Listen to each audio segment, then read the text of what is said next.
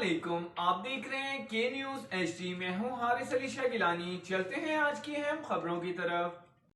رخ کریں گے رینالہ خرد کا، جہاں سے رپورٹ کر رہے ہیں ہمارے نمائندے سجاد خالق لکھوی۔ ضلع اوکاڑہ کی معروف سماجی و سیاسی شخصیت چودھری طارق ولی چودھری حمزہ خالد نے عرصہ سے خستہ حال ہسپتال روڈ کے توسیع کا کام شروع کروا دیا، جبکہ جی ٹی روڈ تا حسنین آرکیڈ سڑک کے تعمیر حسنین آرکیڈ پل کو کشادہ کرنے یہاں پر لائٹس لگانا کا فیصلہ کیا، جس پر کام کا آغاز کر دیا گیا ہے۔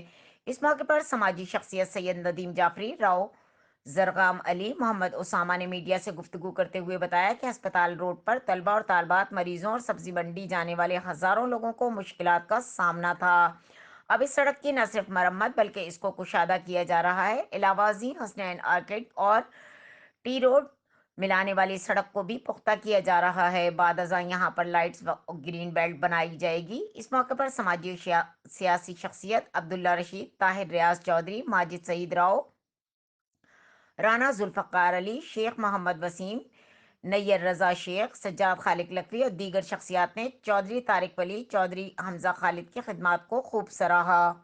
مزید خبروں اور اپڈیٹس کے لیے ہمارے ساتھ رہیے گا۔ تب تک کے لیے اپنا خیال رکھیے گا۔ اللہ حافظ۔